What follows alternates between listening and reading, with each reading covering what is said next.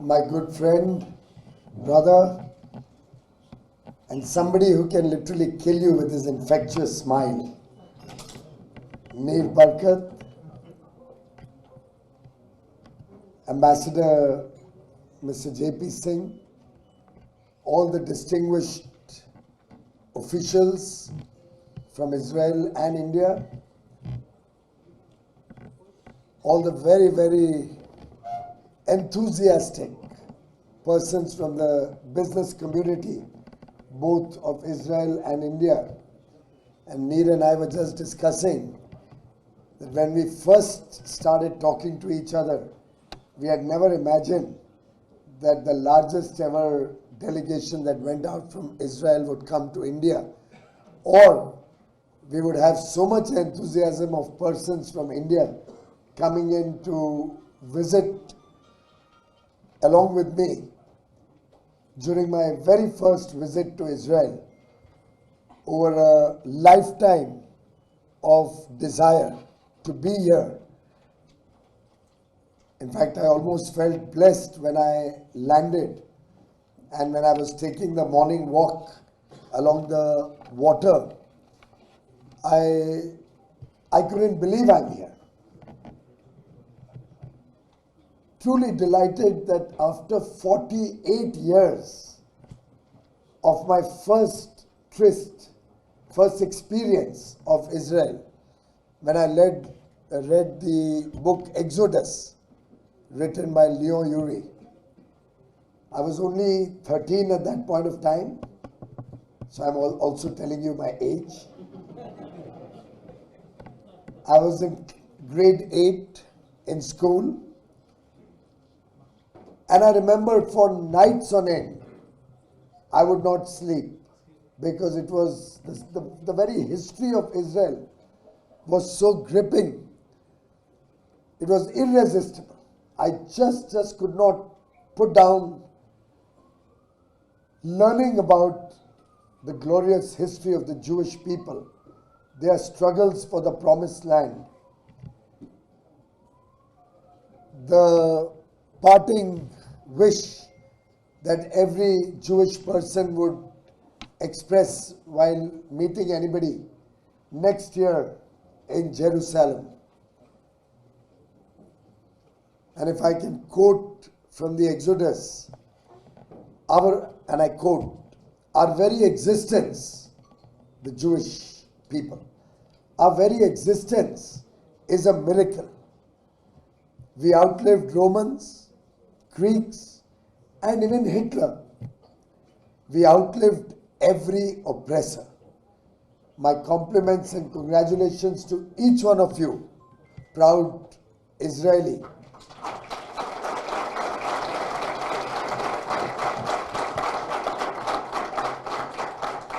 And a very good morning, Boker Tov, to all the assembled friends in the room. Shalom.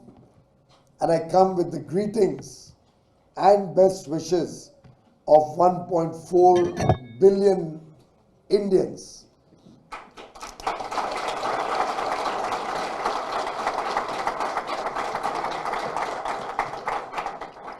Your friends, people who look up to you, people who are desirous of further expanding this beautiful relationship. And I can assure you, every Indian appreciates your resilience. In fact, I would say this is truly an oasis in the desert. The fact that your history demonstrates your strength, your courage, your convictions, your commitment, and that fire in the belly, that huge desire to work in such adverse circumstances is truly a remarkable testimony to your achievements, to your capabilities, and to your future. When I read Exodus, I made up my mind I must visit Israel. I don't know what was holding me back. But over the years, somehow you went around the whole world. You never landed up in Israel. And therefore, for me, it's truly a blessed moment that my good friend Neer has brought me here. And I don't think if it was not for his perseverance, if it was not for his regular commitment to this relationship, the regular phone calls we had, the unhappiness that he would also share with me that I'm not reciprocating his lovely visit to India, that finally I was able to come here. I shall forever be indebted to you, my brother.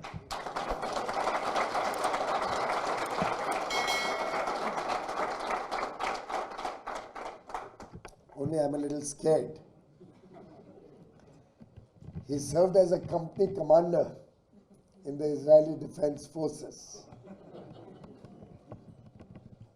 He was a paratrooper, if I think correctly. He was a paratrooper. I just hope he doesn't bring that same fighting spirit in our negotiations and discussions. Maybe I should seek somebody's protection here. But friends, India too, in our own way, have converted every crisis into an opportunity. And we've had a fair share of adverse neighbors. We've had a fair share of adversities and hostility around our borders and within our country. We've faced terrorism. We've faced the Maoist, the communist thinking which has held back development in our country. But every time we had a problem, I remember when we first had our nuclear tests at Pokhran, we were sanctioned by the world. But India showed resilience. Our growth post the sanctions was even higher than normal. In the year 1999, the world, or over that 97-99 period, the developed world was very worried about the Y2K bug. I think the more senior people in the room may remember it. The youngsters wouldn't know what the Y2K bug was. But at that point of time, the developed world thought that when the change from 1999 to 2000, the millennia changes, all technology systems will collapse. There's something like asterisks and obliques, the worry that the sky is going to fall on your head. And that gave our IT industry another opportunity to give solutions to the world to address the possible collapse of technology solutions. Nothing happened on 1st January 2000, except that the information technology, the IT industry in India took wings and never looked back since then, and has been at the forefront of providing technology solutions to countries around the world. In 2007-8, we had the global financial crisis. India grew at its highest, fastest ever rate in the years after the global financial crisis. When COVID hit the world, everybody wrote off India. They thought with 1.4 billion people, there would probably be people dying of starvation and hunger in that situation. And many of us now, I think 5 years later, have almost forgotten February of 2000, when everybody was uncertain about the future. Nobody knew what's going to happen tomorrow. It was almost as if it was Armageddon. But India powered on. Since COVID, 21-22 period, after we addressed the challenges of COVID, and of course during that period we provided food to over 100 countries. We provided vaccines and medicines to over 150 countries, free of charge to 100 of them or more. We administered 2.5 billion COVID vaccines made in India and made at a cost of only $1.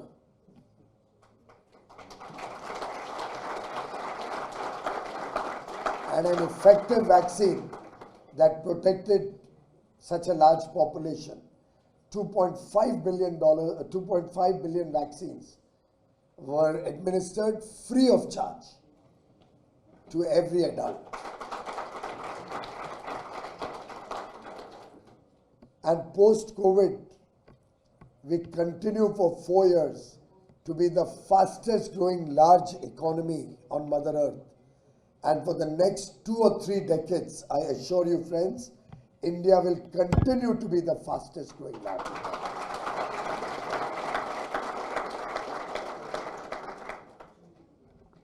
In fact, even the current year, given the volatility and the uncertainty that one sees around the world,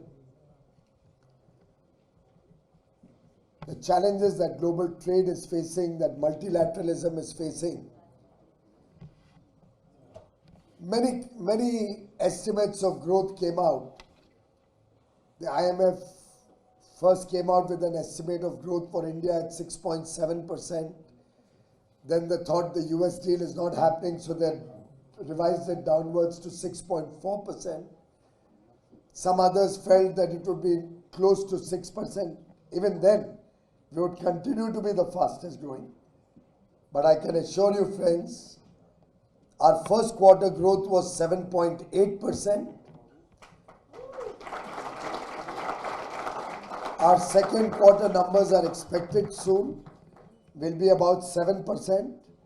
And I think at the end of the year, our year ends on 31st March 26, we will be growing at 7%, well above the world estimates.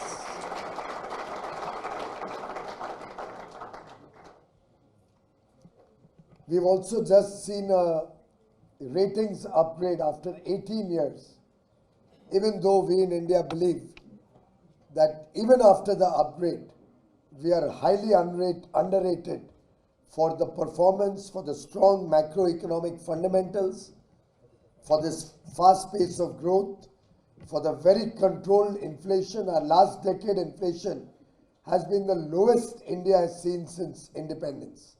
And we got independence around the same time. Yours was 49, ours was 47. 48 and 47. So we, in some sense, we are brothers in that respect too. Last month inflation was about 0.3%, if I remember correctly, 0.3%. And this year we'll have an average inflation of anywhere between 3–3.5%. Our growth is high, our inflation is low, our forex reserves are at an all-time high of about $700 billion. Our banking system is strong with very low non-performing assets. I think the net non-performing loans of the entire banking system is less than 0.5%. A very robust and focused investment in infrastructure, consistently above $130 billion every year, so that we can provide infrastructure for the future to sustain this growth momentum. We are uniting the country through several means. We have one grid, electricity grid through the whole nation, not regional grids like many other parts of the world have. We have one goods and services tax, the indirect tax, across the country. We already had direct tax as only one. Many countries have different rates of tax, even within a country. It's a country that derives strength from unity.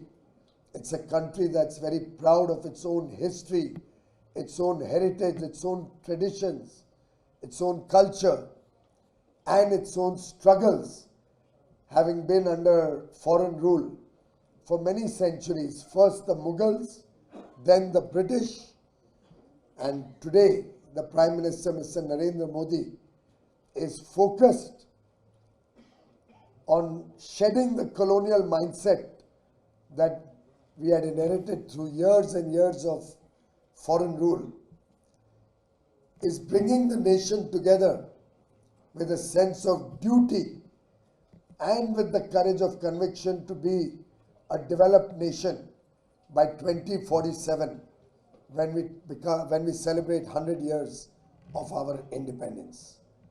And friends, as the Honorable Prime Minister Mr. Modi had said, and I'd like to quote, relationship between India and Israel is one of traditions, culture, trust, and friendship, unquote. And that is what I bring along with my colleagues, my delegation, when I come to Tel Aviv, when I go to Jerusalem tomorrow, when I experience this beautiful country, the beautiful people, the lovely bonhomie between the people of Israel and India, the trust, the relationship, the friendship, it truly excites me to see a bright future ahead of us.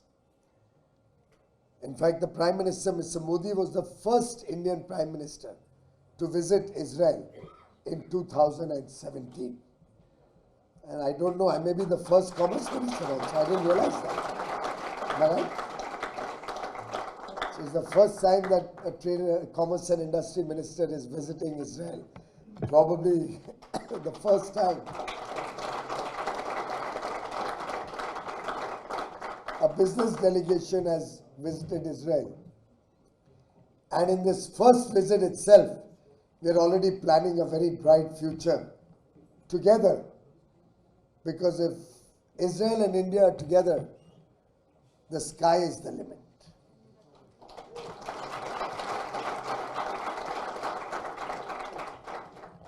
In fact, Prime Minister Benjamin Netanyahu had articulated this, and if I may quote, even the sky is not the limit in cooperation between India and Israel.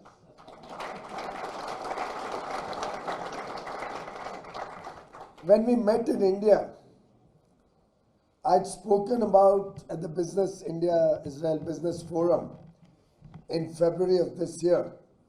I'd spoken about 10 Ds that define India, that define the India growth story, the India commitment to the future. I won't explain each of these.